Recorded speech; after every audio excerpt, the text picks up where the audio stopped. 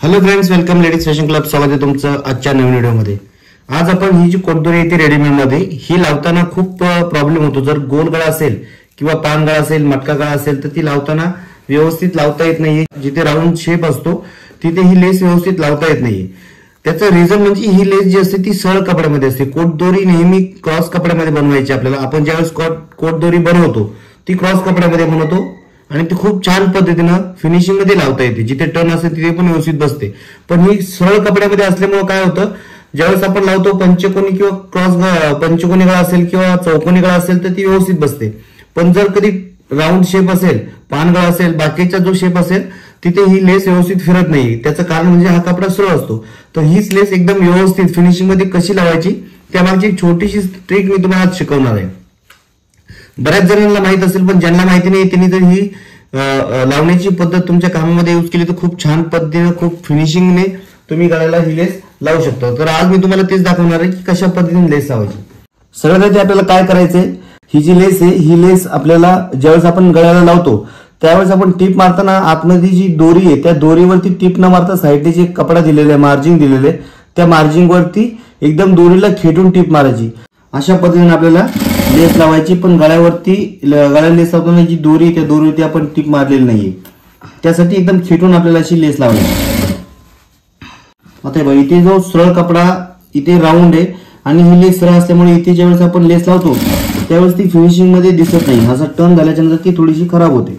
तर त्यासाठीच आपल्याला काय करायचं मी तुम्हाला ते सांगणार आहे. त्यासाठी पूर्ण व्हिडिओ बघा म्हणजे तुमच्या लक्षात येईल.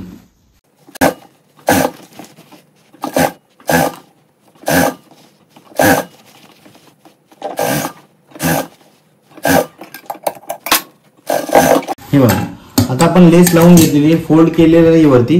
आणि आता तुम्ही जर बघितलं तर हा जो गळा आहे या गळ्यावरती दिसते नव्हते, ही लेस बघा कशी गोळा झालेली. आता हे बघा, ही जी लेस आहे ही गळ्यावरती गोळा झालेली आहे एकदम. ही जी लेस गोळा झालेली, इथे फिनिशिंग आलेली नाही. ह्यासाठी आपल्याला काय करायचे, जे सुरुवातीला आपण इथे ओपन ठेवलं होतं तर त्याच्यातली आपल्याला ही दोरी जी आहे ती बाहेर काढायची अशी. आता बघा, हे बघा, ही गळ्याला कशी फिनिशिंग खराब दिसते, व्यवस्थित फिनिशिंग दिसत नाहीये. हे एकदम गोळा झालेलं आहे आणि जेव्हा हा टर्न होता असं गळा तर ही लेस अशी उठली जाते, इथे खराब होते. त्यासाठी आपल्याला काय करायचंय, ही जी आपण दोरी ठेवली होती ही दोरी आतली बाहेर काढायची आणि ती थोडीशी खेचायची. काय करायची, थोडीशी खेचून घ्यायची. हे बघा, खेचून घेतल्यानंतर तुम्हाला इथे दिसेल की ती सरळ झालेली बघा. आणि त्या साईडने सुद्धा आपल्याला काय करायचंय, ही दोरी बाजूला काढायची अशी, याच्यातनं पायपिंग मधून थोडीशी दोरी आपल्याला बाहेर काढून घ्यायची. आता ही ज्यावेळेस आपण दोरी खेचतो त्यावेळेस तुमच्या लक्षात येईल किती छान फिनिशिंग मध्ये सरळ होते. जवळजवळ आपण दोन्ही साईडनी अर्धा इंच दोरी बाहेर काढलेली. आता दोरी बाहेर काढल्याच्या नंतर गळ्याला एकदम फिनिशिंग मध्ये तुम्हाला लेस दिसेल. आणि ही दोरी जी असते ती एक्स्ट्रा असते थोडीशी, ती खेचल्याच्या नंतर हा जो राऊंड शेप आहे इथे एकदम फिनिशिंग मध्ये ती दोरी लावली जाते. त्यासाठीच आपल्याला टीप मारताना दोरीवरती टीप मारायची नाही. दोन्ही साईडला आपल्याला दोरी ओढून काढल्याच्या नंतर तुम्ही बघू शकता गळ्याला एकदम फिनिशिंग मध्ये दोरी लावता येते आपल्याला. आणि त्यानंतर मग आपल्याला ही दोरी ओढल्यानंतर मग आपल्याला इथे फोल्ड करून आपल्याला टीप मारायची.